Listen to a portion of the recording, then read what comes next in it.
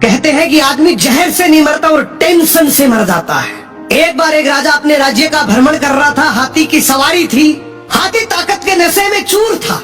हाथी ने ध्यान नहीं दिया और उसकी सूंड से एक मस्त मोला फकीर का कटोरा गिर गया। फकीर को बड़ा गुस्सा आया। उसने कहा, रुक मैं बताता हूँ, और हाथी का पूंछ पकड़ लिया।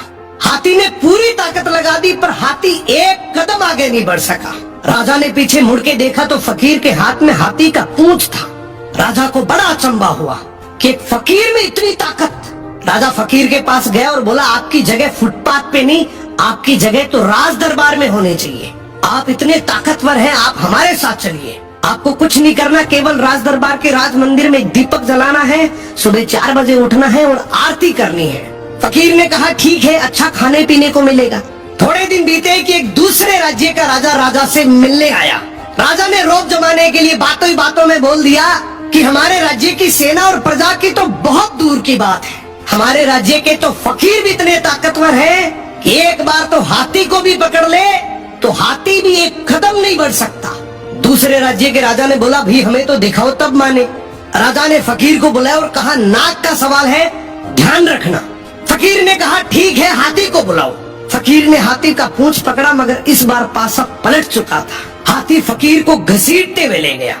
ये देखकर राजा को बड़ा अचंभा हुआ और फकीर से बोला कि जब तुम फुटपाथ पर रहते थे, रूखा सूखा खाते थे, तब भी तुम में इतनी ताकत थी।